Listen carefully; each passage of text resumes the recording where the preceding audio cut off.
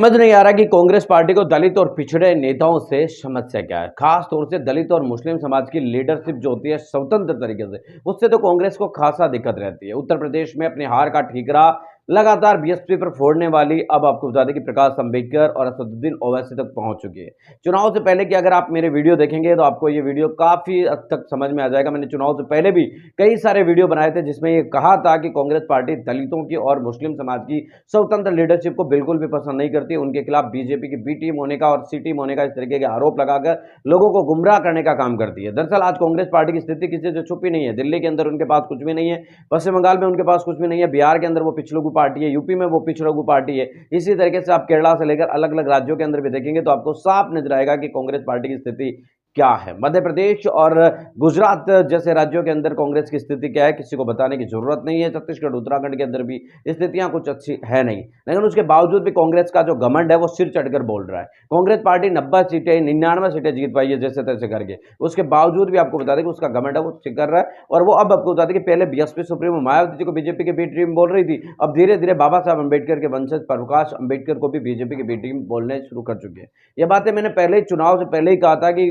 जो दलितों की और मुस्लिम समाज की स्वतंत्र लीडरशिप है, चाहे वो चंद्रशेखर आजाद हो, चाहे प्रकाश अंबेडकर हो, चाहे असदुद्दीन ओवैसी हो, चाहे बहन मायावती जी हो, इन तमाम लोगों के ऊपर कांग्रेस पार्टी की हमेशा से चलती है। कल कांग्रेस पार्टी की एक प्रवक्ता के द्वारा इस तरीके के बेतुके वो आपको बता दें कि समीकरण रखे गए। उनके द्वारा यह दावा किया जा रहा है कि प्रकाश अंबेडकर की पार्टी के चुनाव लड़ने की वजह से एक तरीके से जो है कांग्रेस पार्टी हार गई। उन्हें कौन समझाया कि प्रकाश अंबेडकर की पार्टी को जो वोट मिले हैं वो क्या गारंटी है कि आपको वो वोट देंगे?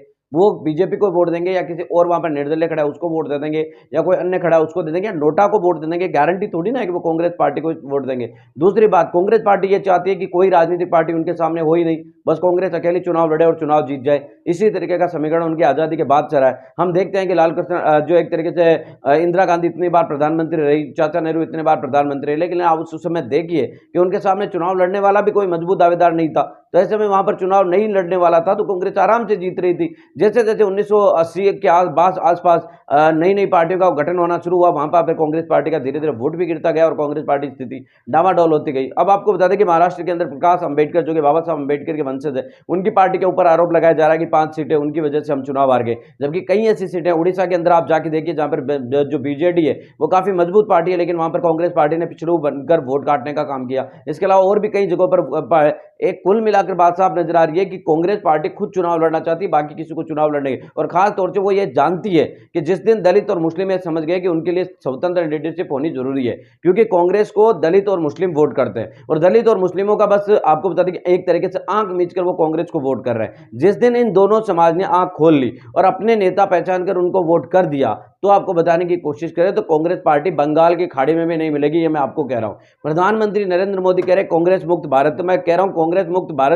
बीजेपी कर पाएगी या नहीं कर पाएगी, लेकिन जिस दिन दलितों ने और मुस्लिमों ने साथ छोड़ दिया उसी दिन आपको बता दें कि कांग्रेस पार्टी बंगाल की खाड़ी तक भी नहीं मिलेगी। लेकिन दलितों के अंदर आपको बता दें कि एक तरीके से दलित और मुस्लिम समाज के अंदर अंधभक्ति के चलते, या मान सकते हैं कि एक तरीके से आंख बंद करके कांग्रेस को वोट देने की प्रवृत्ति के चलते उनके खुद के जो लीडर है वो आपको बता दें कि धीरे धीरे कमजोर है। चाहे असदुद्दीन ओवैसी को देख लीजिए, इस बार वो खुद जैसे तैसे करके जीत कर आए, उनका कोई साथी है वो चुनाव संसद के अंदर नहीं पहुंचा। इसी तरीके से आप बीएसपी की स्थिति देख लीजिए और इसी तरीके से आपको बता दें कि प्रकाश अंबेडकर की और अन्य जो नेता उनके देख लीजिए। यानी कुल मिलाकर बात साफ नजर आ रही है कि कांग्रेस पार्टी भी ऐसा नहीं है कि कांग्रेस पार्टी हार नहीं है। दिल्ली के अंदर 0 लेकर आई है, जैसे तैसे छत्तीसगढ़ देख लीजिए, उत्तराखंड देख लीजिए, चाहे उत्तर प्रदेश देख लीजिए, इस तरीके से कई सारे हिमाचल प्रदेश देख लीजिए, कई ऐसे राज्य जहां पर कांग्रेस पार्टी को 00 सीटें मिली है, लेकिन उसके बावजूद आपको बता दें कि उनको बी टीम कहने वाला कोई नहीं है।